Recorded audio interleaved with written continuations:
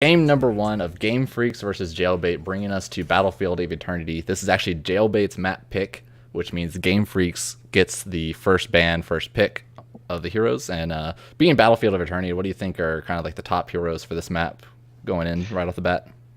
I think it's going to be interesting to see what kind of Hanzo priority we get after the nerfs still. I think a lot of people are still figuring out the meta here. And I think his W is still pretty strong on burning it down. So um, I'm kind of curious to see that.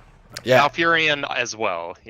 yeah, Malfurion is still probably one of the top healers, especially after the recent changes to Stukov and Kane and all that. People still not really realizing or finding out where Kane lies in the healer meta. But yeah, I think for most teams it seems to be the consensus that Malfurion is the top healer. But what is the healer meta beyond that? You know what I mean? So yeah, I mean, obviously Game Freaks must have some idea because they have first pick and they didn't even want Malfurion yeah, being the that's top true. healer, so they must have That's something true. up their sleeves for that. And yeah, I mean, following up with that, I mean, obviously now Jailbait can't ban.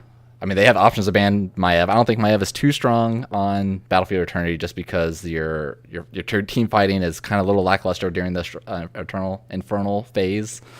But they ban out the Hanzo, so they believe that that Okay. poke with the W poke is still Yeah, pestering and enough to deal with. I think that makes sense still. Even with his nerfs, I think this map in particular, I don't think it hurts him too much on, um, as far as the range reduction and all that. So Yeah, I think. I that makes mean, what? sense. Yeah, because what changed with this W is actually the amount of damage it does to monsters. But the thing is that he can still poke it super safe because with the bouncing, he just even if he's behind the shaman camp, he can still hit the immortal with the bounce on the bottom side of it. So he just has free poke essentially, no matter what you do. It's just kind of hard to deal with. But Yeah, and as far as Maiev, I'm still curious to see where teams start prioritizing or not.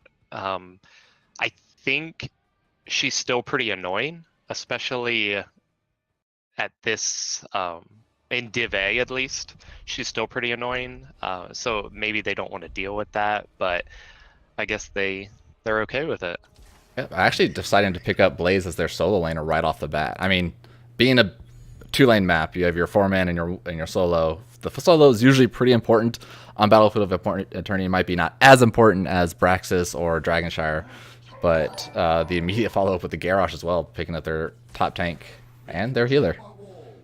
Yeah, Stukov does not seem to have dropped in priority in Div A, East or West, from my experience. So while I don't know that I agree with it being that high in priority, I'm not surprised still. I am surprised at the Blaze first pick, honestly. Yeah, I mean, IMO too. The solo lane is just not that much important, but I feel like it's just safe in any type of team fighting. And Game Freak's immediately picking up one of the racers and one of their solo safe pokers, I should say. I honestly really love Li Ming on this map. I think she's always good in all situations, and she does not get enough representation in this division at all. Yeah, no, I completely agree. And if you are gonna take her, I think this is my favorite map for her, so that makes sense. Yeah, she kind of plays that same Hanzo role where no matter where you are, she's always going to be able to get poke on the Immortal. And if she doesn't get poke on the Immortal, that means she's getting poke on the enemy team, which is still a win-win. So it's just, Right. and since they pick up the Gray Main, they're basically showing, hey, we already expect to kind of win this race a little bit, or at least put pressure on the race. So that way you're going to want to push into us, and then we'll just poke with Li Ming. Yeah. I So mean, Jailbait banning out Diablo, picking up the Garrosh, banning out Diablo, which is kind of arguably one of the second tanks, especially before this rework coming in. But I mean, on BOE is meh. There can be better ones, especially with how Game Freaks is already choosing to play the map with the Li Ming.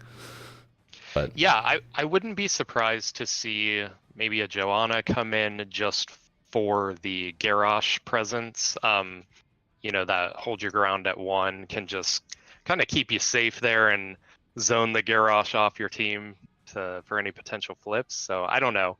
I don't, obviously she's not the best at like racing, but I think she can zone the Immortal decently effectively as well. yeah, I wouldn't be. I would be totally expecting Game Freaks to pick up the Joanna in the next round of picks. But in their ban here, I'd expect them to actually be surprisingly for me because of how this map is usually played. I think they're probably going to ban out a racer. Yeah, I agree. I think that's the smart move, right? They already took two that have decent race. Um, Yeah, Phoenix is pretty good in that role. yeah. Not terrible as a racer. I mean, he Yeah, has very yeah, short range poke, but you know it can work for an auto right. attacker. Yeah, I don't think it's a bad ban at all. So I mean, honestly, I'm never a fan of Artanis too much, but I think Artanis can fit here pretty well for Jailbait. They have Garrosh, like if they get a God swap with Artanis and a Garrosh throw, that person is so stranded. It should yeah, guarantee a kill, and Artanis already provides a racing capability.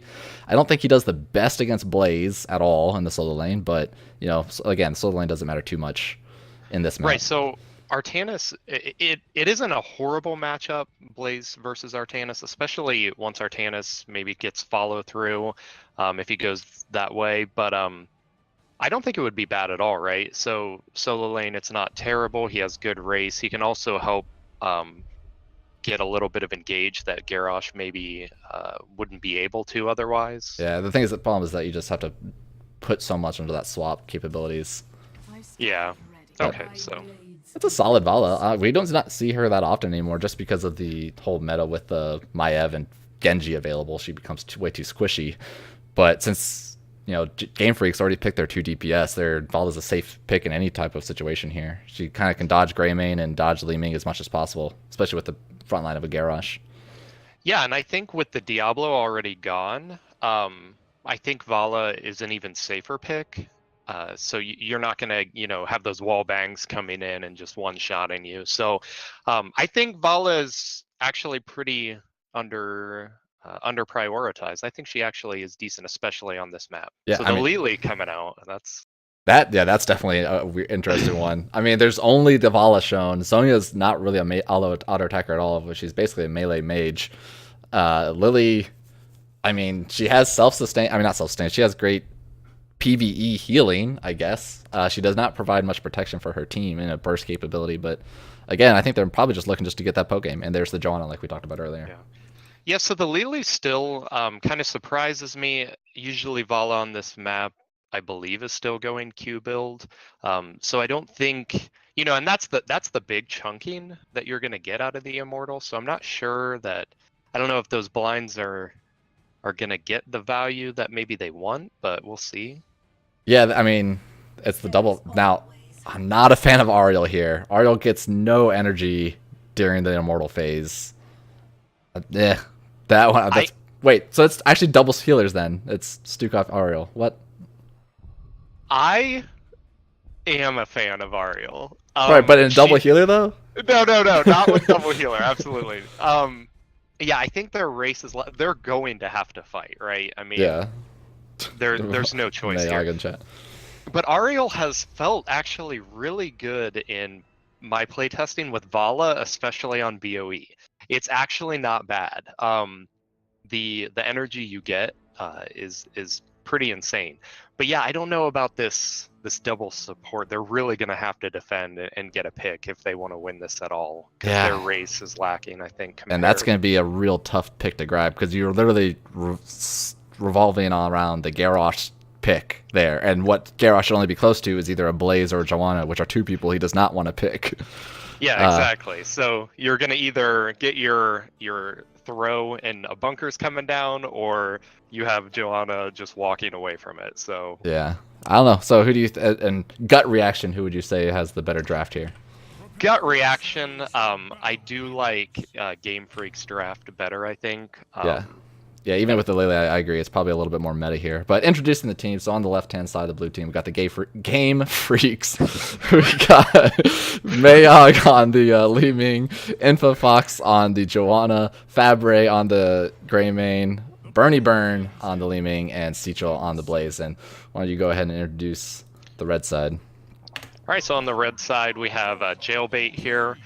We have Junkrat on the Garrosh, Fragus Stellar on the Stukov, H2O on the Ariel, Smug Dolphins here on that Hyper carry Vala, and we have Galaxy on Sonya up there. Yep, and then the typical meta, they're actually going to have, they have the Hyper carry Vala, looking to just, I mean, they're basically just going to be relying on these great Garrosh, so we're going to have to really pay attention to that. Yeah. And it looks like Vala is going into that Q build, so not surprising there. Yeah, I think that's probably the only way they're going to have any type of immortal damage with the double heals. Right. Once she gets the level 4 stacked anyways. I like this Mayog just not even looking to pick on, like, do damage to the team. They're just getting the tower damage because she can. She's not really in any threat. Yeah. I do notice the Stukov did go the fetid touch at once, so already 6 stacks, which is actually pretty decent at this stage in the game. Yeah, 1 minute in. Can't hate that. Yeah, but I mean, like, so we're gonna be looking. Li Ming is probably just gonna constantly poke these towers because there's not really anything that she's gonna do to the team. They're not gonna burst anybody down with the double heals, especially with the battery of Vala. So I like this change of strategy to really just have Li Ming focus on the towers. It's really smart. Yeah, I don't think you're gonna win the lane straight up into this double support, so might as well get that siege damage while your Greymane is clearing and your Joanna is clearing. I think that's smart. Yeah, At the top, Sonya's having a rough time, by the way. which is quite surprising. I feel like Sonya actually beats out Blaze pretty hard. I do actually be probably need to watch this a little bit harder to see what the Sonya's doing, but Ooh. yeah, I mean, probably because of that, because of those stuns on the whirlwind. Oh man. Yeah, but typically, I mean, later on when Sonya did go block, which I don't know. To me, it seems like you normally want to go the auto attack against Blaze, especially with the new level 4 talent. Right. With the new Shot of Fury at 4. But so yeah, far, I do pretty agree even. with you. I like this. Greymane from Fabre is taking this bot camp again. Now Li Ming's not focusing on the towers, doing more of the wave clear, and not scattered out at all by Jailbait. So free camp. Yeah, I actually don't think they had to let that happen. I don't know if maybe that slipped from them to check that, but I don't think they needed to let that happen at all. I think Garrosh could have controlled that pretty well, especially with the sustained healing there. So surprised they let that go through. Yeah, it seems like it might have just been a not really closely paying attention to where the Greymane was. Yeah, if they had snuffed that out, I mean, Garrosh walking down there would have been able to at least scared Greymane off. Yeah. And they do pick up their bruiser camp there. It looks like Great timing for it. Jailbait is going to go get theirs now. A little late here. Yeah, that's going to give Game Freak so much time on the Immortal. And Joanna's actually sniffing this out too, so they know exactly where Jailbait is, so they can get just free damage on the Immortal as much as possible. But Sonya may be too far? No, she's out. Yeah. They're looking for it. This. Oh. Trying to isolate him. He's just delaying so much time. Honestly, that was a super win for Game Freaks. Yeah, good play by Infofox to just delay that there, I think. Yeah, and this is where we're going to see as much of the... They're going to try to delay... Jailbait is going to try to poke and delay as much as possible, but now the team fighting is actually turning up for Game Freaks, and they're just going to put pressure on them. Yeah, honestly, I think you just kind of poke and burn it here. That's rough. Yeah, like we were saying in the draft, Li Ming is just really strong on this map just because of her free poke, and it seems like they got a little greedy there with their getting the anointment on the first half, and they tried to go for some kills and actually paid with the Joanna death. Yeah, I think in engaging there instead of just turning and burning it down, they actually gave Jailbait exactly what they wanted. Yeah, luckily for them, they still have essentially like 1/8 health left. Immortal left, so they can. I mean, they're not going to give him too much value. It was a little bit of a misplay, but luckily they had a breather room. Right, and with these death timers, I think they're still going to come out winning this. Oh, 100%, yeah. Yeah, Li Ming has this pretty much under control. What? Sean is just always the one to be thrown around, which is exactly what they want. Garrosh is doing good on the stuns there, at least interrupting. Li Ming is getting quite low, and the kill on Blaze actually, what a turn to instantly knock out the Blaze. Yeah, great stun by H2O on that Ariel on the Blaze there. Yeah, I'll be looking for Richard to pick out all the healer plays, being a support player. That's what he's going to be focusing on. Where I'm focusing for the tank. So they do put the Joanna bottom. Okay, she is rotating up. I guess just waiting for Blaze to get off the death timer there. So yeah. Well, level 7 reached for Game Freaks. Another throw onto the Joanna, but she has her trade available, so she can just walk into it. But it's pretty hard for Game Freaks to get any type of kills with this double heals. And honestly, the first kills have gone to Jailbait, so I mean, maybe this double healer comp is... I mean, they're going to probably play a little bit later game. Yeah. So actually, surprisingly, Vala did not continue with the Q stack. She went Q at 1 just for the monster damage, and then moved into the multi-shot for probably for the Ariel hope, because multi-shot is usually the build to go for Ariel. Yeah, that's really interesting. I don't know how I feel about that. I mean, if you're going to commit to the Q, I'm not sure you want to switch that up there. Yeah, because she's actually going to be lacking mana a lot now. Yeah, and the multi-shots will be... I don't know. Yeah, that's just intriguing to me. But they're still there. I mean, they're staying alive like nobody's business. Garrosh soaking up so much damage. Still ended up giving the camp to Game Freaks, but you know, nobody died, so it's not a total loss. Easily defendable. Yeah, he's eaten a lot of this Li Ming poke for sure, so that'll be interesting to see how that progresses. Smug Dolphin pretty much out of mana completely on that Vala. Yeah, without the level 4 and level 7 from the multi-shot, she just drains her mana nonstop. And the problem here is that if Vala ever has to back, she's like literally Jailbait will never be able to do anything.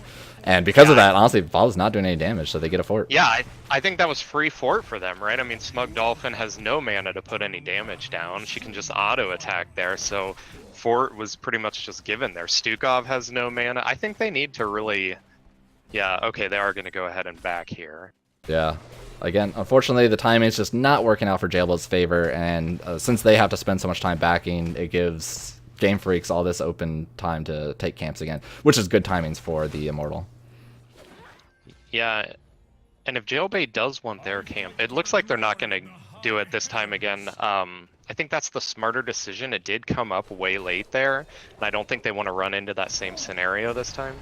They're actually looking to be aggressive here. They don't have Sonya. There's a camp pushing bot. Looking just to really kill this Joanna. Ooh, getting stunned. I mean, I think they're trying to get this before level 10 is what I'm assuming, but it's not turning out in their favor. Garrosh is getting so low. Joanna's actually getting the counter kill, but 10 comes out and they get the kill on Joanna right before the jugs come out. A nice interrupt. Oh wait.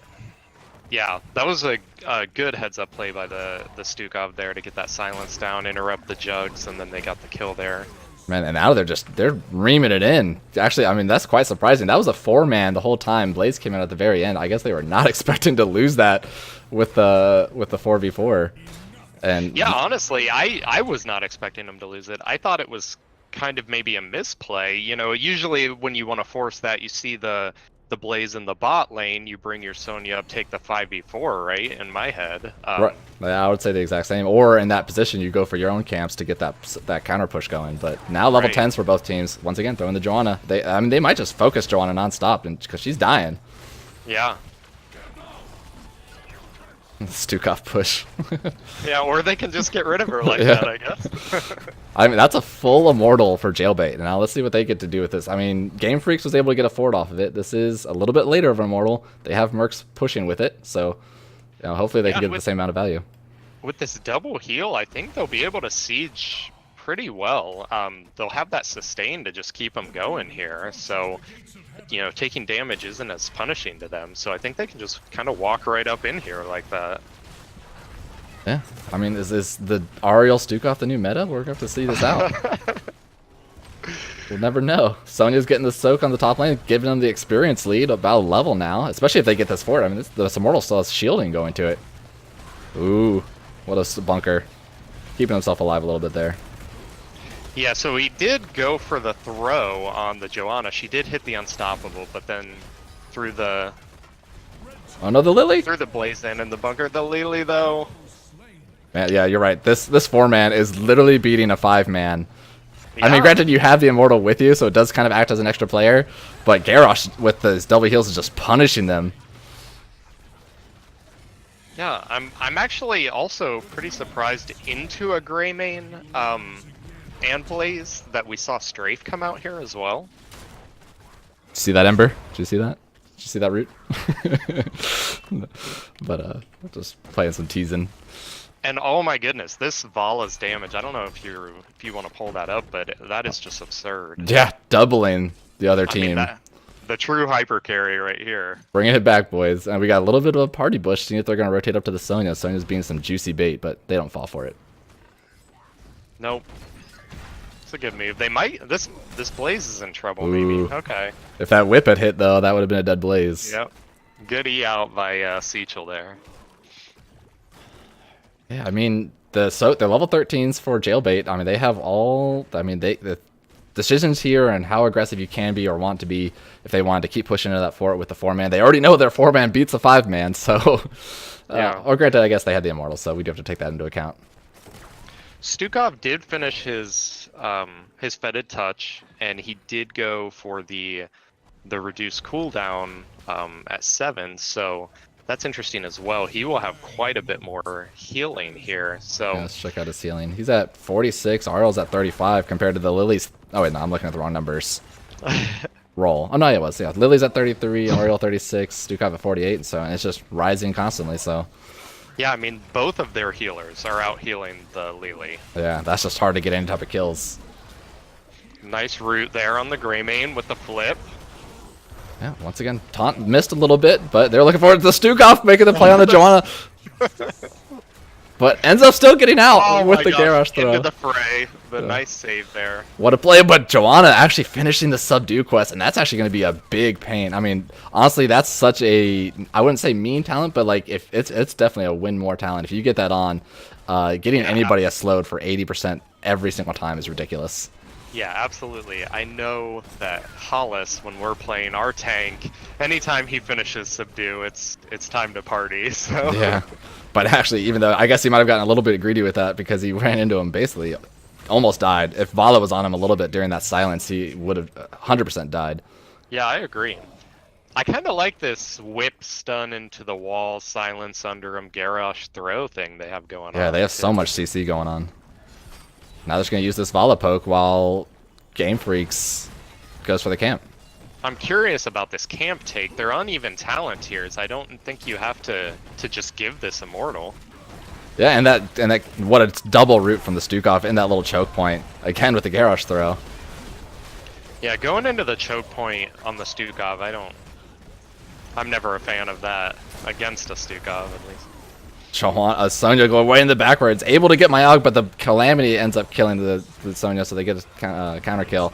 But the Blaze goes down, followed by Greymane, and they're just running train now with this Vala. She just cannot be killed as much as they try to focus on her. Yeah, and they're at full health this entire time. Meanwhile, this Bruiser camp is just getting full value top. Bruiser and the Immortal. This is going to take a keep. Yeah, yeah. I mean, Vala is low on mana once again, so she does create a lot less pressure, but I mean, I guess it doesn't matter at this point because all she really needs to do is auto attack people. Yeah, I think this is definitely a keep here. I would be really surprised. Oh, nice root on the Lily there. Yeah. Whipped out though. I don't know about that. Yeah, it was at the end of the stun, and you know, yeah. they're probably just gonna focus on the keep damage, I'd imagine. This Joanna is not having a fun time. No, not at all. Well, first keep, still at half health. Yeah, this Stukov, I mean, Fragastell area, they're gonna have to watch out for him. I mean, he's been hitting all these roots. I mean, not a lot of value's been getting out of him, but it's still something to show where you're like, hey, this can happen, watch out for this. Oh, yeah, and it's always delaying ults, and it's always super annoying and threatening. You have to look out for it, so I think it's good, yeah. It's once again a 4v5. There's no Immortal anymore. They're chasing in. Joanna's got the slow on everybody, but they just... The Garrosh actually makes it difficult for them. Gosh. Oh, did he have taunt? That was a nice turn by Junkrat there to flip the Greymane. Yeah, as soon as he dove in. Luckily, they... Looks like Sonya's creeping up here. Sorry, go ahead. I mean, it was lucky that Garrosh didn't have taunt, otherwise that Greymane would have died. But 16 is still on the table for Jailbait. But everybody's going back. Play the PvE game. Have one keep down, keeps that pressure up. Yeah, absolutely. I think so. Looks like they're going to be content to just trade top and bottom camps here. Yeah, looking at the healing now. So Ariel's on par with Lily. Stukov about 20k ahead with that level 7 targeted decision, with the cooldown. And looking at the talents, we actually have Spell Armor Gloom from Vala, so that just in case she does get jumped onto, that she has some other self-protection besides the double heals and the Crystal Aegis. Yeah, I don't know if the gloom is needed here, but it always feels good to just be extra safe. Yeah. I mean, what are other talents of that tier? It's just either auto attacks heal herself, or does she even have a third talent? Yeah, or the Q heal. Yeah, which is I mean, she didn't go the rest of the Q build, so I guess it's the only really talent so to take. I guess it does make sense. Yeah. Yeah. Looking for talents on Game Freaks. I'm kind of annoyed that Li Ming did not go Orb build. I feel like Orb build's the one to go on this map. She hasn't really been pressured at all, other than when they had a really bad team fight. But Joanna.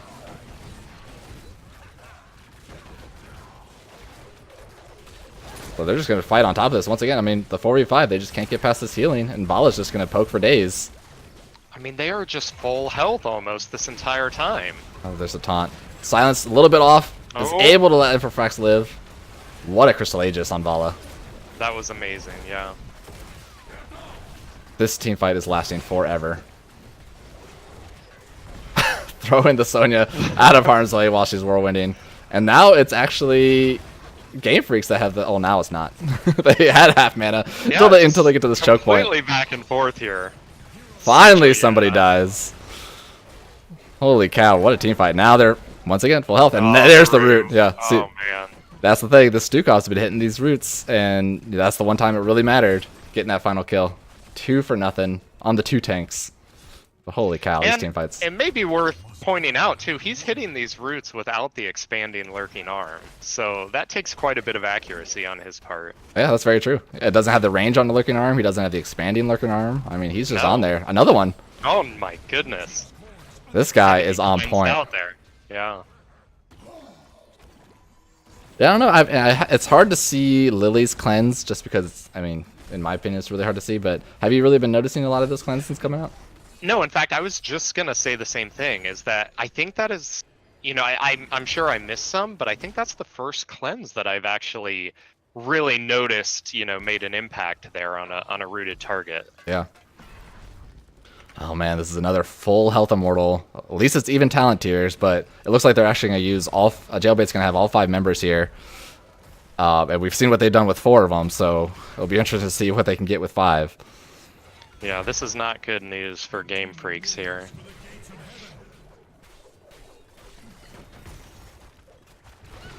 We're just going to be... Look at this Garrosh just going to walk straight into him. Oh, too bad Stukov didn't have that combo. Getting the stun out. Gets taunted into the... They're really trying to separate them. Yeah. They're trying to separate Blaze so hard, and they finally get it. If they pick up any more kills here, they can actually go core. Another root there on the Greymane, just keeping him at bay there. Not necessarily going for the kill, but... Oh my gosh. Yeah, and they're just walking in here full health, Immortal... Basically full health, shield's gone. I think this is an easy core call for them. Another root. Oh my god. The Stukov. I don't think Stukov has missed. This is ridiculous. The Stukov. I mean, they just had full control. Yeah, I mean, it's obviously definitely GG now, but holy, I mean, honestly, I'm super surprised at how that came out. I was not expecting the hyper carry Vala to be back like that with such force. No way. Yeah, so props to the Smug Dolphin there. That was actually some pretty crazy damage being put out, especially with a build that we weren't quite expecting, I don't think. Yeah, I mean, I'm assuming she probably went... I mean, I guess she went Monster Hunter strictly for the Immortal, and then the rest of the build has to be for the Ariel Hope generation, because it's always been known to do multi-shot for Ariel and Strafe. Like, because as soon as you Strafe, Ariel has instant energy or instant hope for like forever. So, but I don't know, it didn't seem like they really needed the healing. No. Yeah, so that was, I don't know, that was an intriguing game for sure. Those roots were insane. I wouldn't have minded or hated seeing Leap come out from Sonya, maybe onto that Li Ming and Lily Greymane, but... Yeah, I think that probably would have put...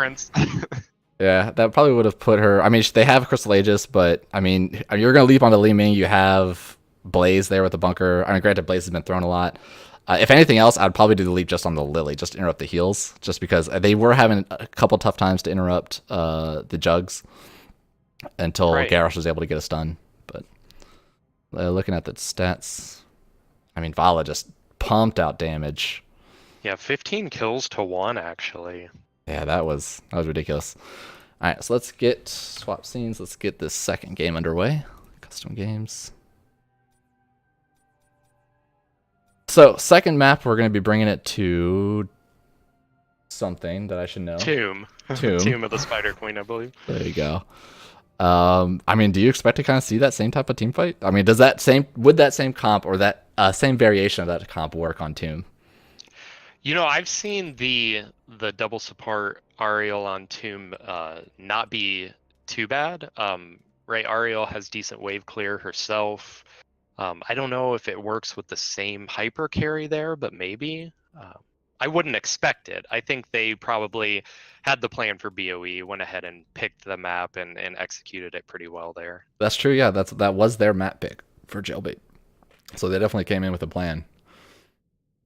I mean, it's not like it's off meta. It was a meta at one point, and it's coming back. I mean, Ariel did just recently get changed with the healer changes. I honestly, when I was reading that, thought Ariel was going to be a sleeper. People didn't want to sleep on Ariel as a solo healer. Granted, as a double healer, she's always going to be good. They got a lot of value out of those whips onto walls. But man, that's Stukov though. I think they're gonna have to want to ban Stukov, not the Malfurion this time. Yeah, I think I would ban the Stukov. This is a pretty decent map for him as well, in my experience. So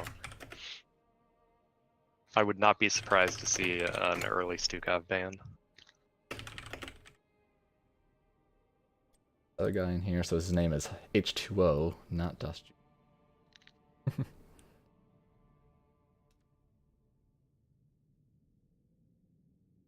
Yeah, so luckily for Jailbait, I mean, BOE was a heavily 4-man, push it down the lane type map. Really a lot of team fighting going on, especially for the comp that they had.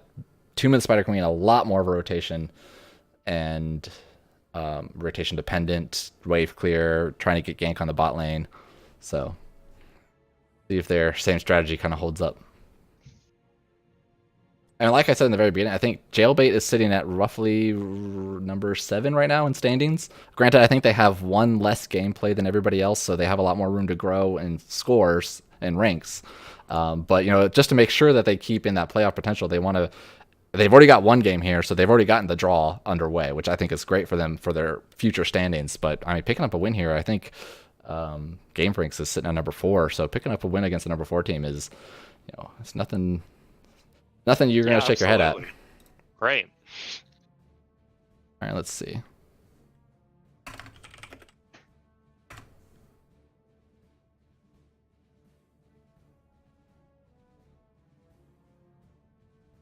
Ready?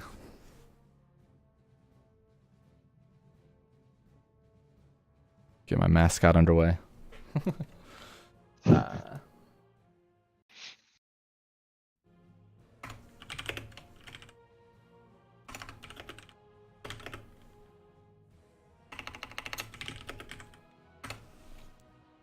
All right, so let's get this game number 2.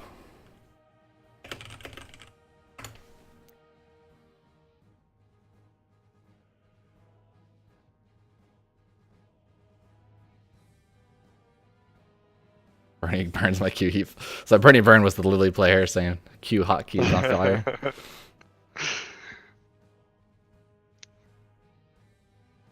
All right, so we got one team ready. Waiting for the second one.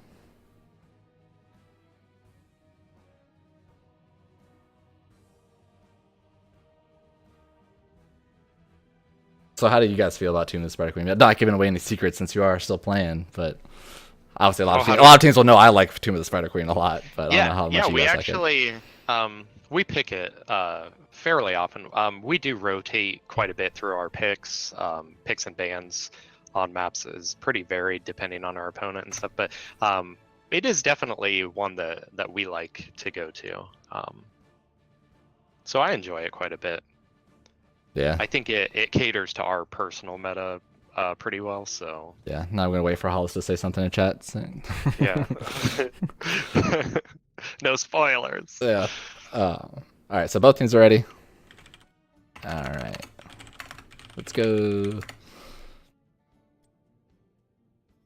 Right, first draft team is Gene Team number 2. Okay, so game number 2, Game Freaks versus Jailbait, Division A East, going into Tomb of the Spider Queen, picked by Game Freaks, which means Jailbait has got the first pick. So, as I said before, the top, we were talking about earlier, wave clear is a pretty big deal on this map, but this is a map where Genji and Maiev are really going to shine. We didn't see him at all last game, not bans, no priority whatsoever. So, I wonder if we're going to see him in this game.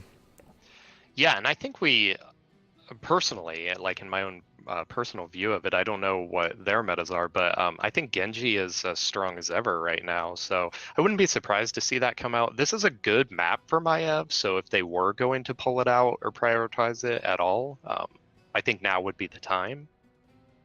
Yeah, I mean the lanes are so wide for Maiev to be able to do whatever she wants, especially with the vents on that top turn-in point that she can blink in from, or not, or just walk in from sometimes. But once again, Jailbait banning out the Diablo. They did second ban it last game, so put a little bit more prioritization this time. He's great here, so that makes sense. I mean, wall bangs all over the place, right? So makes sense.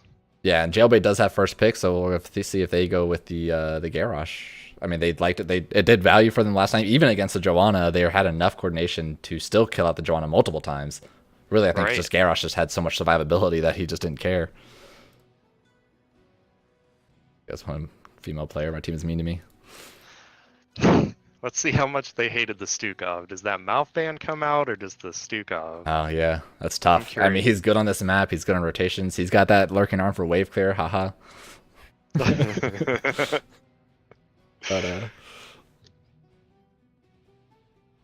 I mean, they're taking their time. Really thinking about it, yeah.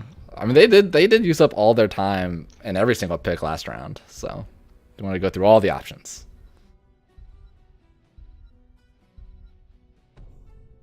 They do. They are, okay. Yeah, they. Yeah. I think that's wise. Of course, there are always what hero's strongest in just the general meta, but when a hero gives you huge issues, I don't ever think it's a bad time to go ahead and ban it the next game. Yeah, I mean, even if they were scared of going to Maiev against the Maiev, Stukov still powers well with Maiev. Right. But yeah, I think with how much that Stukov was landing the root combo without any of the lurking arm talents, it's scary. Like especially if they were to get a real wombo combo on every one of those roots, man, that'd be game over. Yeah, I'm not surprised by the Garrosh at all. I wouldn't be surprised if Game Freaks actually goes Joanna here, so they don't get it banned out and maybe tank choked, like the mouth Joanna maybe. Yeah, that's a good point. It's very possible. I mean, past Joanna on this map, I actually really like a new Brack into Garrosh, honestly. He provides enough disruption to make Garrosh annoyed, and if he gets flipped, he can just burr up. But once again, Game Freaks is prioritizing their solo lane with the Sonya. Yeah. That's what they did. They did first pick Blaze last game, really prioritizing the solo lane. So maybe, I don't know if their solo laner has a little bit limited or just what they think are top picks for the specific map, but yeah, it's interesting that they prioritized the Blaze as fully #1 last game and then just go straight to the Sonya here. I think Blaze is still very good on this map, so that is interesting to me. I wasn't surprised by the Garrosh pick on the other side. Yeah, I wasn't either. They did great with him last game. This is a great map for him. One of his best maps. Those rotations, yeah. Yeah, so I would expect they're probably going to pick up their healer here with the Stukov ban and the Malfurion pick. The second person that goes with, Kane's not bad on this map. We have no idea where he stands, but I could see Kane being picked up. Yeah, he's not bad with Garrosh either. Even if you don't throw them into the root, just connecting with the root, it's so long, it gives Garrosh the time to just walk up and flip him over. So yeah, here we go with the Kane. Yep, I'm picking up the Hanzo. More poke, gets that level 4 wave clear. It gets a little bit slower on the pickup of the wave clear, a little bit less kill potential to follow up with the Garrosh. I mean, they still have their solo laner pick to follow up on, and probably a mage, maybe, or something more bursty to go with the Garrosh. But I think solid picks for the map all around for Jailbait. Oh my god, I can't see draft. I'm good at this game. Sorry, guys. I hope you guys were able to envision everything that was happening while we were talking about it. But always the fear of the caster not switching scenes. So far, I think I think Jailbait's pickups are pretty strong here, pretty solid. I do question Game Freak's high Sonya priority there. Man, what do you even ban out at this point? There's so many options. I haven't, yeah. A Blaze, yeah, I guess you have to. Okay, yeah. Solo lane's really the only spot left to choke out. I mean, think Leo that's is still smart. available for them. I mean, a lot of people shit on Leo. I think Leo is still pretty sleeper good. I mean, he loses to Sonya, give or take. I think they kind of trade evenly.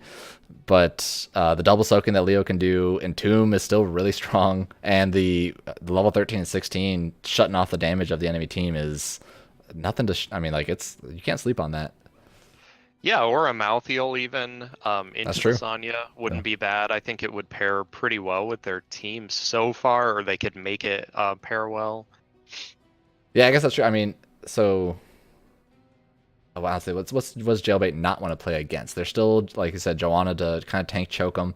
There's a Junkrat that can be quite annoying. Or, I mean, there's still all the mages. Gul'dan for it if they think they don't want to deal with the rotations. Or Jaina for the rotation and damage. Jaina is honestly really annoying to play against as a Garrosh because it slows you down so much. Yeah, that being said, I think there's just so much wave clear. I think you go ahead and ban the Joanna, in my opinion. Phoenix, that's interesting. They banned Phoenix last game for what we're assuming to have the race potential. This time I guess they just... Phoenix did get some recent changes. It's still pretty popular. Still has a very high win rate, honestly, even after the changes to his attack range and his blink cooldown. I mean, he can still be scary in the right hands. My team down lowly Division B still gets a lot of value out of him. So... Yeah, I guess I'm just not sure he gets a ton of value into Kane's roots, so that's why I'm a little surprised by it. I mean, all you have to do really is put a root down, and Phoenix has to like leave the zone immediately. So and also Lornado really it destroys ruins Phoenix. Yeah, so I agree. I'm very surprised by the Phoenix ban. I don't think they should be scared of Phoenix with the comp that they already have. Right, just vector the Lornado into your team, right? So, yeah. In fact, I think, if they don't go Lornado, I would be surprised. Just pulling the Lornado at your team and letting Garrosh flip whoever gets pushed in. Yeah. So, Game Freak's picking up the Gul'dan, getting the wave clear on this map, and the Lunar, which is not something we've seen before. She's soon to get a rework. She's not OP yet. But I think Lunar is actually not that great against Deckard because of Deckard can spread his pots around so much, especially if he gets the level 4 hot one, then I think that pretty much counters Lunar's damage, I believe. Maybe it's harder to focus heal. Honestly, it feels bad as a Deckard going into all this AoE damage over time. Yeah. Because it's just everybody who comes in contact with a potion eats it up, and he does struggle with mana in the beginning of the game. He does scale much better late game, but that could be problematic for him early. Yeah, that's true. I didn't think about that. The fact that as soon as they take any little bit of damage, if they accidentally walk over a potion, then they're immediately going to use it. So maybe it will. Picking up the Arthas and the Greymane. So Arthas there to enable the Greymane a little bit once they sit on top of somebody. Does quite well does decently well against Sonya. I mean, yeah, I'm a little worried for them on how they're going to engage. Yeah. With the Arthas, Garrosh, I'm a little worried how they get in there. I think if Lunara and Gul'dan play it safe, they can poke this out pretty hard. Yeah, I agree. Basically, Game Freaks is looking at Jailbait just to walk up to them is about as much as they can do. They're going to be having a long-range root from Deckard, a mediocre range stun from Garrosh, and a mediocre range root from Arthas. Past that, they can just walk away. Lunara should be incredibly hard to catch for Jailbait with that extra move speed. You know what I would have really liked to hear? And granted, we don't know what Jailbait's thinking was here, but if Jailbait was looking ahead at this and thinking that they're going to pick Arthas Greymane, if they had picked Lucio, they would have had a stellar team. Oh, yeah. Yeah, I agree. Yep. And there is the Joanna. That makes perfect sense here, I think. Yeah, pretty much the only thing that was left to go. Yeah, and it's hard to get past her, to get to the Gul'dan Lunar. I think it enables the poke pretty well here, so... Yeah, I mean, Joanna, they'll have the slow, the condemn to be able to disrupt Garrosh and Arthas as much. But, maybe the Joanna's going to have just the same bad game that she had last game where she gets thrown, tries to use her trade to walk out, and then gets thrown again and dies. So, but they don't have Yeah. they don't have the double heals this time. So while they're doing all that, Garrosh is probably dying. Yeah, that's true. I think that double heal was such a huge factor last game, so I Yeah. don't think the team fights will be going quite the same way here. Right. So we did the same last time. So gut reaction, what do you think is your favorite draft here? Oh man. I still think I like Jailbaits better here. Really? Okay. I know they have to get in there. I think maybe with the Hanzo alt and Greymane dive Deckard roots that they'll be able to do that. So we'll see. Maybe Arthas, maybe he even goes Syndragosa. And I was literally just about to say that when you finished talking. I was gonna be like, not how much do saying you it, yeah, bet? I don't think it would be terrible. Yeah, I was gonna say I'm gonna bet money that we see Syndragosa, but just to get in there, just to initiate the fight like we talked about before. Yeah, absolutely. Yeah. All right, so game number 2 on Tomb of the Spider Queen. On the left-hand side, Game Freaks. We got Infrafox on the Joanna once again, Fabre on the Lunara, Mayog on the Gul'dan, Bernie Burn on the Malfurion, and Seichel on the Sonya. On the right side, red team, we have them dancing over here. We have Jailbait H2O on the Arthas, Junkrat is on the Garrosh, Calaxy's on the Greymane, Fragastellar on the Deckard Kane, and Smug Dolphin is on the Hanzo. All right. Looking at the level 1s. Yeah, Going so the full level Q-build. 1s. Yeah, and Deckard Kane actually went the Sapphire at 1, which increases the slow of the cube. I think that's smart because engage kind of is their weakness. Trying to engage is their weakness. So I think that's a smart pickup for him, slowing down the enemy team even more so that they can get in there. Yeah, I don't disagree. That's definitely going to make it, once again, throwing the Joanna right away. But the counter route actually puts out a lot of damage. No, I agree. I think the Kane slow there, one, it actually enables Kane to instantly get his root combo off, but it'll also let the rest of his team just walk up to him. Yeah, 100% makes the root a ton easier to land, right? So that as well. And then as far as the whole team engage, I think it's smart. Yeah, and surprised to see this Q build come out on Greymane here a little bit. Yeah, I think they're probably just doing it for the wave clear. Yeah. Just because they're going to be severely lacking a wave clear. Like, we're already seeing it. It took so long for them to clear one wave for Jailbait. And they're not really going to see that kick in until level 4 on Hanzo and level 7 on Greymane.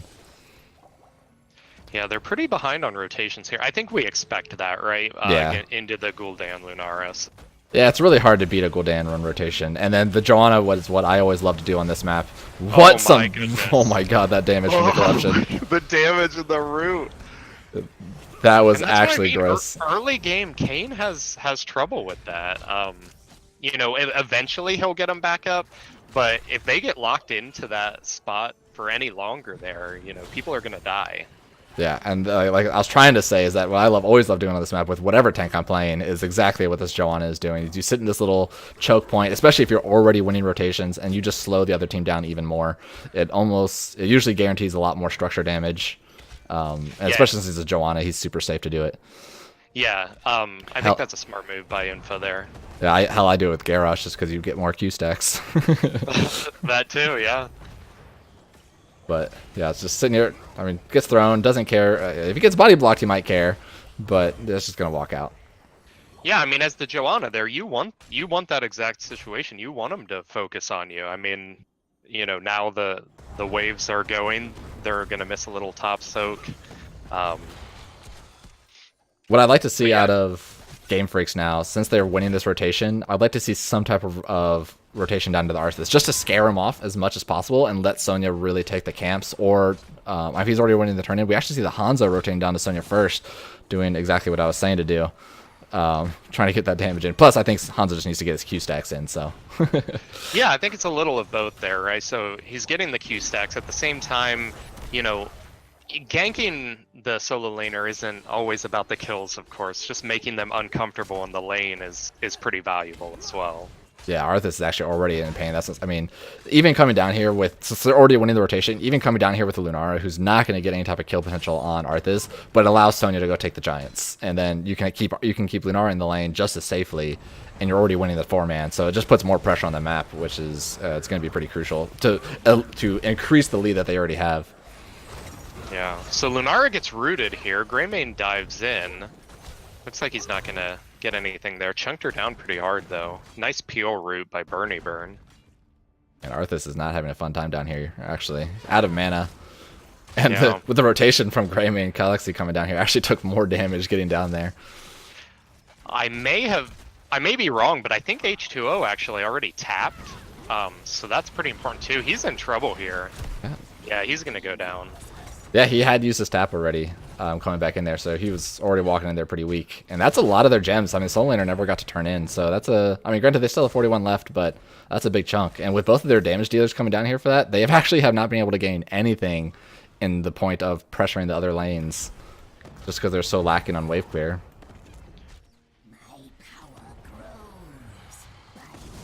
So, first Wild Weavers going for Game Freaks. I think it was kind of as expected with the amount that they're controlling the lane, and without any kills coming out from Jailbait, it's going to make it pretty tough. But nice root combo. Yeah, I was actually surprised. I thought Garrosh might go in there for the flip on Gul'dan. I think he just didn't want to eat a bunch of towers. Makes sense. Yeah, but he saw the Kayn threw that potion out there to tell the Garrosh to go in. Yep. So it looks like they're going to siege the top lane here. Still have one at the bottom. Ooh. Yeah, go ahead. No, so I was just saying ooh.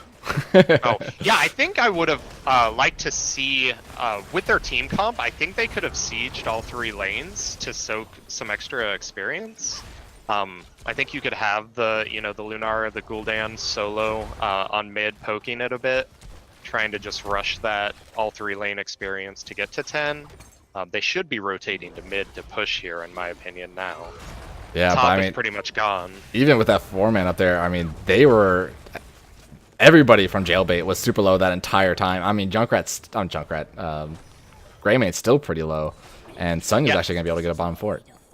I don't like that they stayed top that long. They let Hanzo get the free clear mid, though. I do think, the Sonya value was huge there, but I think the 4-man could have actually gotten a bit more value up there. Yeah, I agree. Yeah, they were already... Gul'dan was already enough wave clear, or Lunar was already enough wave clear to be able to spread out that wave clear love to a different lane. So it looks like Greymane, is he going to start that camp? No, he's going to rotate down, maybe help secure Smug Dolphin's turn in. And that's the other big thing about not having somebody in that mid lane is that they actually lost a lot of gems there. They actually would have been able to have a second turn in had they had somebody. But right, yeah, absolutely. 5v4 right now until Sonya comes up. Yeah, Sonya's going to show up here and lands the spear on the Greymane there. That was good. Good peel for the Lunara. Barely close to level 10s for Game Freaks. Yeah. So they're peeling off a little bit just to make sure that they can secure that level 10 lead and then refight. But it's actually... Oh! Interruption for the Joanna. That was a great stall by Joanna there. It was clutch. It was clutch, dude. Nice peel from the Arthas, pushing off the Joanna. But they're still level 10, and they're still pushing in there. I think they could invade this camp here. This Greymane's pretty low on it. I would like to see them make an aggressive rotation here instead of just give it with their 10 advantage. Yeah, I almost thought they were. The Joanna was moving up in that direction, but then she peeled off. I would have liked to have seen that. I think they're burning their 10 advantage a little bit here. I agree. I think that would have been the correct play. It's hard to see in the middle of a team fight, but of course, sometimes, especially with this map, we're like, we have these turn in, we have level 10s, we have the turn in, we can either guarantee a turn in or we can try to push somewhere else. It looks like they opted for the guaranteed turn in, playing a little bit safer.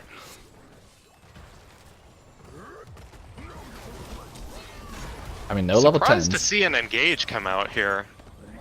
Yeah, from Jailbait. No level 10. Enemy Weavers are coming down. And we're going to just see even more wave clear from the Lunar with the Thornwood Vines. I mean, they're still a quarter level away. Arthas is going to get to level 10s in the bot lane. But, I mean, this is going to be a dead fort. Now, if they pick up any kills here, it's even bigger. Oh, my God. Oh, the huge Twilight. That was an into the fray with the Twilight. That was so sick. Oh, my goodness. Oh, sorry, Yeah, not into the fray. The Garrosh just threw him. It was not. It did not work yeah. out for his team. Yeah, I actually do like the Thornwood Vine pickup here. I think you have to play a little safer, but again, against the Kayn, it really is an issue when you have the Gul'dan and the Lunara there just pressuring.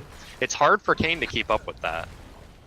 Yeah, looking at the numbers, Kane's sitting at 29. Malfurion's only sitting at 21. So, I mean, he is doing more healing. Granted, his team is taking more damage, so there's more things to heal.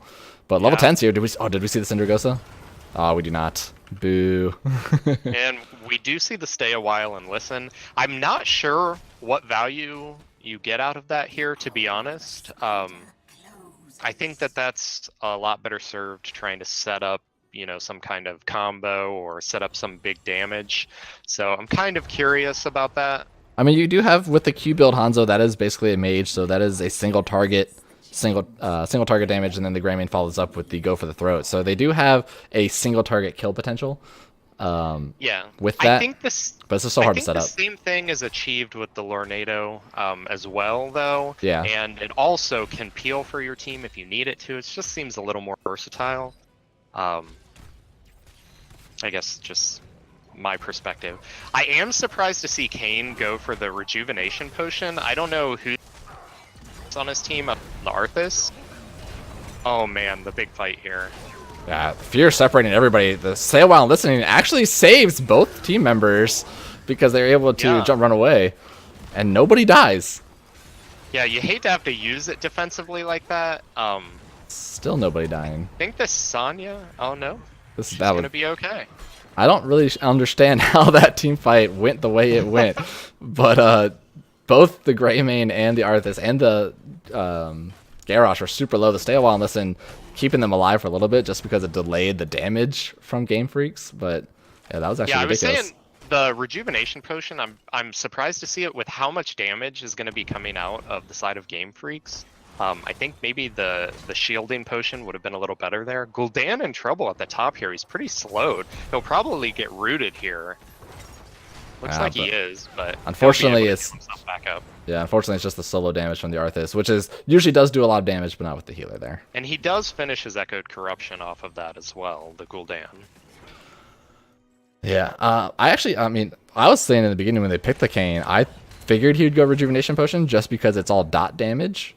Because I mean, the shielding is burst for a little bit. I can see your point because the shielding will more likely get eaten up first, and then you can get another shield versus the rejuvenation does not stack. So that is the downside. And the shield will eat some of that dot damage. So it looks like they're going for the engage here. That was really well done. That was a huge arrow hitting 4 of them during the Stay a While and Listen. Yeah. Nice silence. At least getting the Arthas. He didn't have any mana anyways, but at least does the damage. Big stuns from the Garrosh, followed up with a taunt and the throw on the Malfurion. Nice ice block, but end up dying in anyways. Man.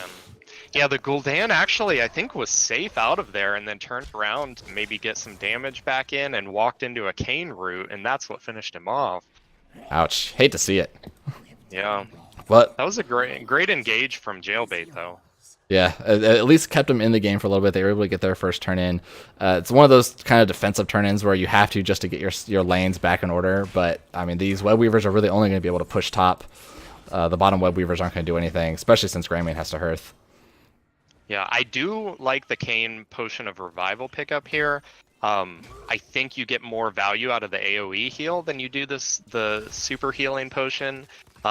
This is one of those rare circumstances, you know, where your team's clumping up and you're eating a lot of that dot damage, so I think it is the good pickup here. Junkrat in a lot of trouble as they're chasing him down, but looks like he'll be able to get out of there. Yeah, he lived for a long time there. That's the problem, the Garrosh. I mean, his self-heal. Yeah, armor, by the way. Yeah. Ooh, big arrow, nice trait from the Joanna. Luckily, the Joanna was so far ahead of the rest of his team. That would have been a big clump otherwise. Like, if Joanna was slightly more forward, that AoE from the arrow actually would have hit all 5. Yeah, Burn had a good peel route there. Great trade by Joanna. That was almost really bad. So they go for the sleep. Is he going to throw that Lunara? No. He threw a minion. Feels bad, man. You hate to see it. But they had the right idea, using all their ultimates there to try to get a pick. It's unfortunate the minion just got a little bit too close to the Garrosh, trying to hug him. Oh, Garrosh. Oh my god, why was that Gul'dan not thrown? I'm not sure. This Garrosh is eating a lot of damage here. Nice fear hitting 4 members. Come out into the Twilight. That was great play there. Yeah, instantly deleting the Arthas, who was already pretty low. So Kayn gets thrown. Are they going to make it out? Is the spear? I don't know. There it is. Oh, the root. The root. Yeah, I think with Kayn actually sitting next to the whole team with the potions of revival, I don't think there's any way that they're going to catch that, especially from the Kayn root and slow. Yeah, I think the potion of revival is getting a ton of value here. But another turn in for Game Freaks, and now this time, I mean, their lanes are all pushed out. They have the level 16 advantage. They should be looking to take a keep here. I'd like to see them probably. I think they're probably going to have to ignore this mid lane because the Knights are already going to kill out that Web Weaver and just try to push one of these lanes to get a keep. How do you feel about this imposing presence coming out from Joanna here? I'm not usually a big fan of imposing presence. I don't think you're gonna get more effective health out of the shield glare or whatever the one that level 16 for his flashlight. Yeah, I agree. I'm looking at the other team. I'm not sure what kind of presence value you get as much here. So yeah. I found that interesting. I think he probably feels like he's getting maybe focused a little bit more from the auto attackers because of the Garrosh throws, but I mean his trait already covers that. But that was actually a free keep. They didn't even get contested there. Yeah. I'm not really sure why Jailbait just gave that. I think they could have contested it there. I think they probably felt they didn't have 16s yet. There's a Web Weaver on top of them. I mean, they haven't been able to get the picks that they wanted, so they're probably saying, we'll just give this keep. We're not into the game yet. But now the problem here is that it always puts boss into play. Boss lane's wide open, right? Yeah, and that's what they're looking. They might look to either. I think they're should just be baiting this. Bait here, right? Oh wait, they pull it. The throw pit. Oh no! Joanna eating another dragon arrow, which was huge. But they don't care actually. Oh my god, Sonya's still walking out of there, walking into the Arthas. Yeah, I thought for sure she was done there. And she is now, but... Yeah, the damage is finally coming out from Jailbait with the Hanzo Q. Yeah, the Q is just chunking them hard here. Oh my god, and the Greymane stacking. Cocktail. Yeah. Oh my goodness. Now they're going to turn in that. They see that damage go off, and they're like, hey, we're still 5v4. We can turn on to this. Look, maybe a little bit of a missed call taking that boss with all 5 members up. I'm not really sure about that. Looking for another throw onto the Gul'dan. Perfect target that time. I think he's dead here for sure, yeah.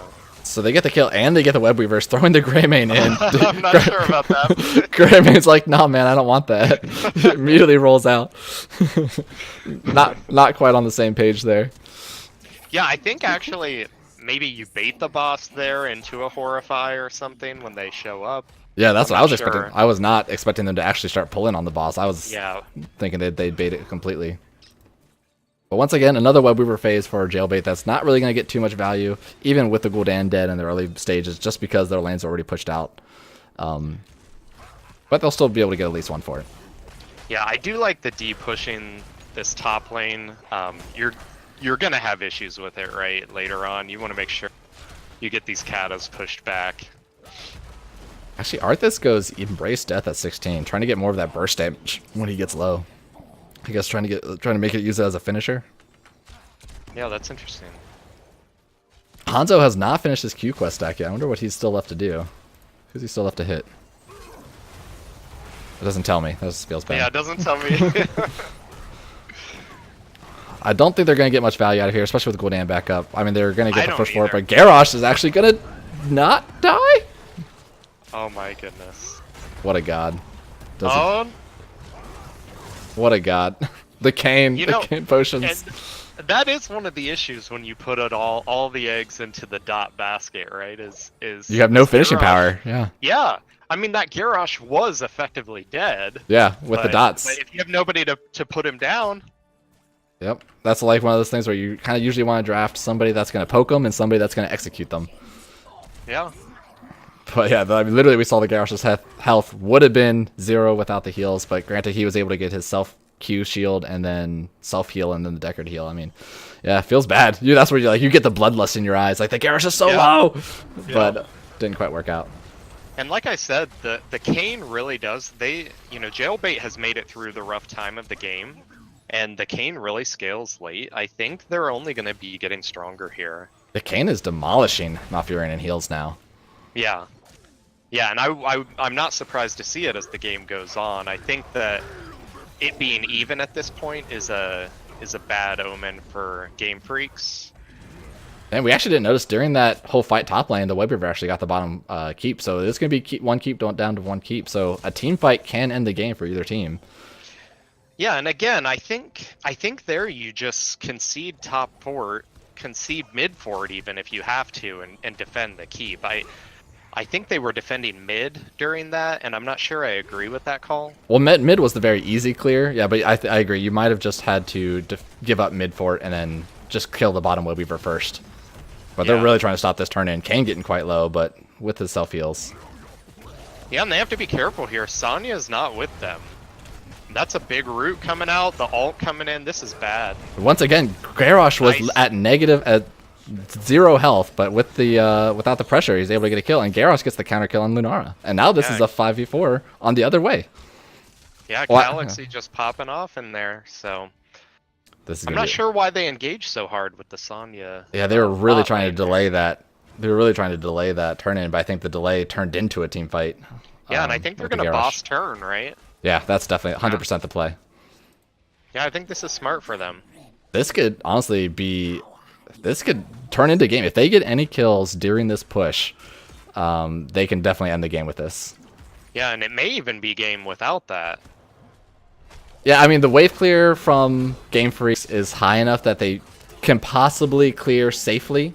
To at least they'll lose the keep for sure. 100% lose the keep. But looks like this boss is going to meet up pretty well with the Web Weaver. With the Weaver, though. Yeah, you can't plan that any better.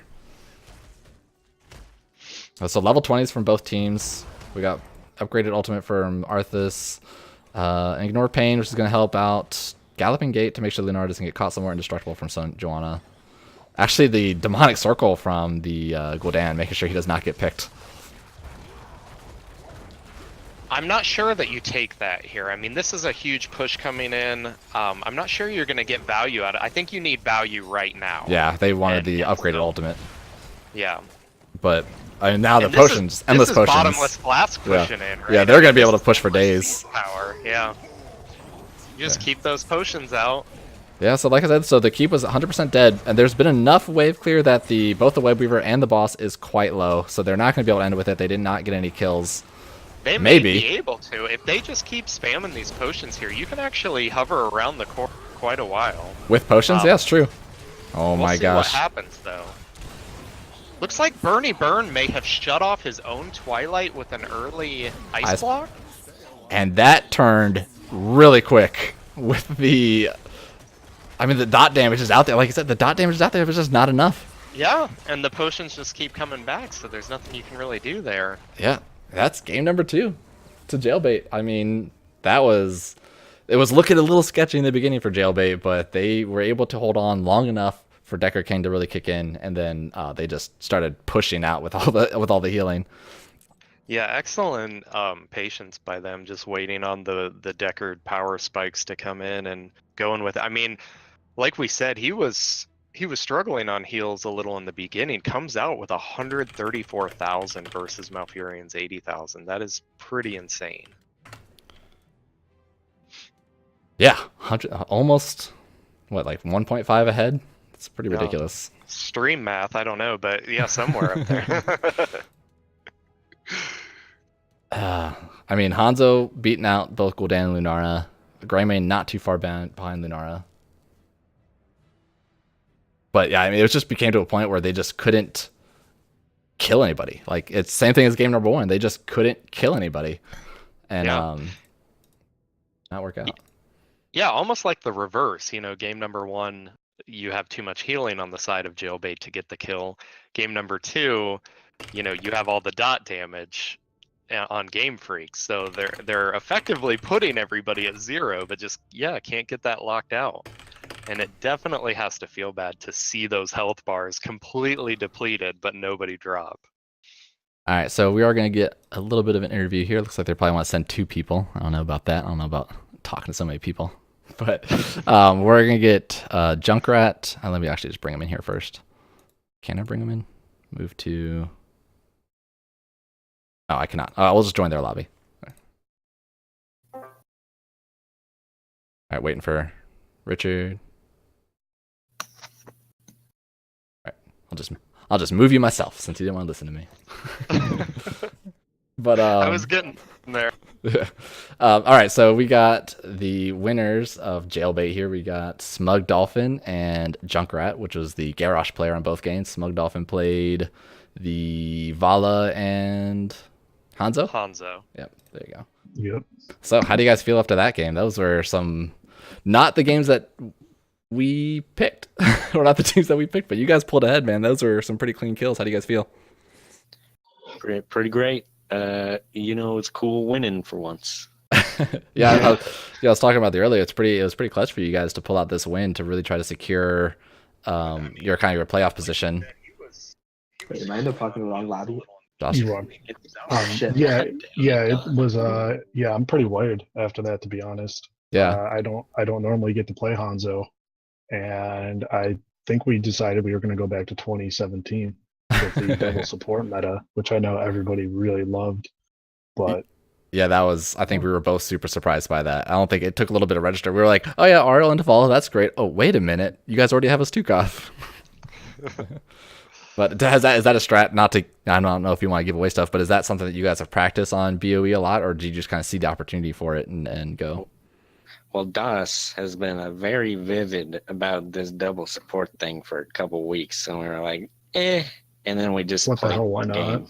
game. Yeah, I think we only did it one game, and we were playing against people who were in like silver. We were playing a bunch of silver players, and we're like, hey, this worked out pretty well. And it was like unranked or some nonsense. We were like, yeah, sure, what the hell, why not? We didn't. I'll be honest, we kind of didn't really expect to win either of these games, and it was like, oh, BOE, hey, look how that turned out. So I don't know, kind of nice. Yeah, at first we were concerned that you guys wouldn't have the pressure to be able to fight off immortals and stuff like that. Like you guys would just lose to the poke race, but it turned out that they just couldn't kill you at all. So you just steamrolled into them essentially with the Vala. But yeah, that's sort of what the Diablo ban was for, though, because Diablo's the only tank really that can go in and dive hard, and as long as we get rid of the dive. Yeah, that's true. I think with Stukov and Ariel, there's a lot, and Garrosh, it's a lot of it de-incentivizes the idea of, oh, we're going to dive the Vala. Well, how are you going to dive a Garrosh? How are you going to dive the Stukov? You're just going to get root silenced. And Frag, Junkrat, I'll tell you, Frag did an amazing job hitting the 13 talent on Stukov. Oh my god, we were commenting. I think that he was definitely MVP on that. I mean, Richard is a support main, and holy cow, it was ridiculous. Yeah, I know we have a fellow Stukov main in the chat as well, Ruckdal's over here, and I don't know if he saw that game, but yeah, I was getting pretty excited about those roots. Yeah, especially without the lurking arm talents. I mean, he's just going back to baseline, taking that. Well, I mean, with the lurking arm nerfs as well, I always thought the build that he went was, he and I talked about it, and I always thought that was the better build, but I don't know, a lot of people disagreed, and here we are, he uses it, and it works out to perfection. Yeah. And Galaxy did a great job in the solo lane, not dying, so that was the big one with the Sonya. That is usually the solo laner's job, is to not die. Yeah. I know, high expectations. We had big mix-ups. This is like our first game as Galaxy solo, and me as a tank, and Smug as DPS. Really? I would not have guessed. Yeah. I mean, you played the Garrosh pretty much as aggressively as you could, and that's pretty much all you need to do. I wouldn't have guessed. So, Richard, you got any questions specifically about game one? Not as much about game one. I think game one, we talked about it, pretty self-explanatory. The double heal did end up working out. They did have the good disengage, the good lockdown with the whip and the roots, landing those roots like crazy. So yeah, no, I'm good with game one. Yeah. What do you got in game two? So on game two, guys, how scared were you seeing those health bars hit 0 and just hoping that you get a potion and not die? There was many times the poison was taken down, and it's just like, come on, fraggies. do you get a bit of panic mode going there? I know I would. Yeah, I'm censoring myself here. What are your There's comms some like at that choice time? words. Yeah, because all you can do is look at the health bar. Because I mean, Junkrat as the Garrosh, there was multiple times that we pointed out where you were literally have no green health bar at all, but you're able to keep yourself alive with your own Q and the Decker. Like, what are your comms like at that point? Those sounds they just laugh. Yeah, pretty much. The comms aren't as clean as you probably like to think, or it's not HGC level clean in terms of the comms. I'll be honest, as the Hanzo, I never really got hit by anything. I don't even think I was close to dying at any point because I just stayed so far back. But sometimes. I had faith in Junkrat not to die, mainly because I know the health bar is deceptive with poison on Garrosh. Because it shows the whole like poison damage, but it doesn't actually calculate like that. Because he has the whole armor thing. Right, So, armor per tick, yeah. yeah, so I felt like he was going to survive quite a bit in that. And if he died, we were just going to flame him anyways. So it kind of worked out pretty nicely. Win-win situation there. Yeah. Exactly. I got flamed for one other point, but I deserved it with that throw in the toilet. Oh yeah, we commented on that one. Yeah. At first, when that first happened, I think my first words were like, "Oh, the Garrosh used Into the Fray to throw his own Malfurion in there." I was like, "Oh wait, never mind. Garrosh is on the other team." But it was definitely not the best. But I mean, you guys ended up with it. I think with that throw, they think they were able to pull a keep off of that. What was like? You guys were able to keep your cool once you guys lost the first keep in that top lane, especially, and which gets a little scary, especially on Tomb of the Spider Queen, because you have that boss play on top lane. It seems like you guys usually really keep your cool in that type of situation, where you haven't lost a game, but you've lost a keep, and how to really try to come back.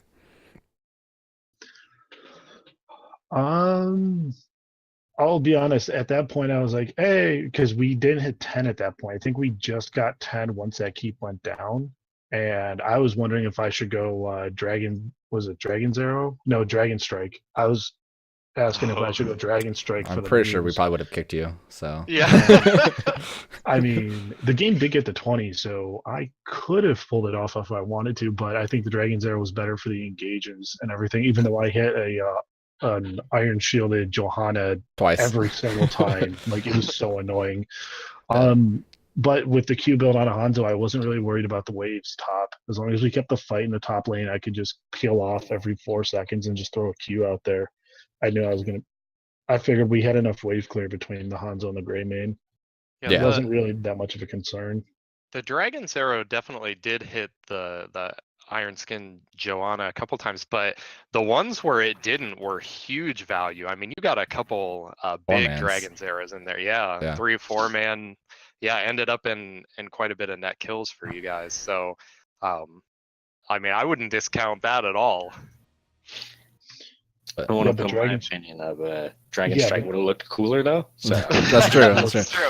Yeah, but That's Dragon true. Strike is so much fun. Winning the game versus meme value. I mean, how can you really compare? I mean, Right. Or you can win the game and get the meme. that's value. true. That's the dream. That's the dream right there. Yeah, maybe not the Twilight Dream being in your own team, but it's the dream. But all right. Well, that was a lot of fun, guys. I had fun casting. I hope Richard did too. But do you guys have any shout outs?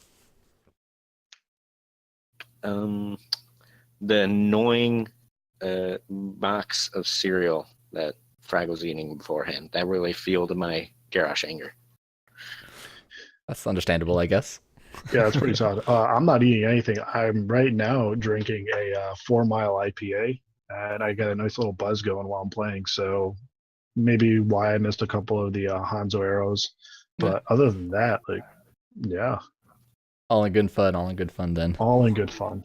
Yeah. Well, congratulations, guys, on the win. I'm sure that you guys are riding high off of that, and then you got to bring it into the next game. So you got to keep up that strive to get into the playoffs. I think you guys get it. Yeah, we got to be close, right, John Crab? Like, either we got it or we just need to win like one more game or something. I don't know. Not really worried about it. I'm just here to have Math's fun. not our strong suit. Just there to play the game. Yeah. All right. Well, thanks for stepping in, guys, and congratulations. Yeah, thanks a lot. You too.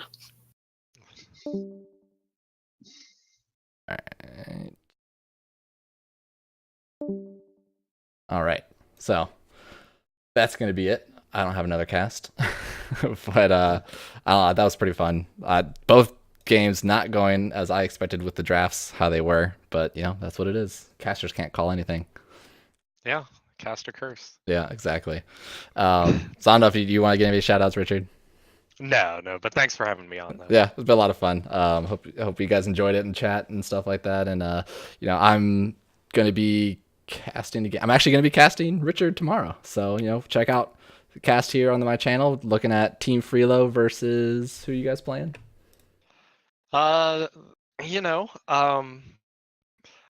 These are good questions. That's questions that your team should know. I guess you can just rely on Hollis to do everything. But Hollis, who we playing? who needs? The rest of the team doesn't need to know. You guys just need to show up. But so I'll be casting Team Freelo tomorrow versus the Stepdads. I think at 10:30 because you guys like to play late for some reason. I'm gonna piss off my roommate, but it is what it is. Unfortunately, Blackout gets off work late. So yeah, he ruins it for everybody.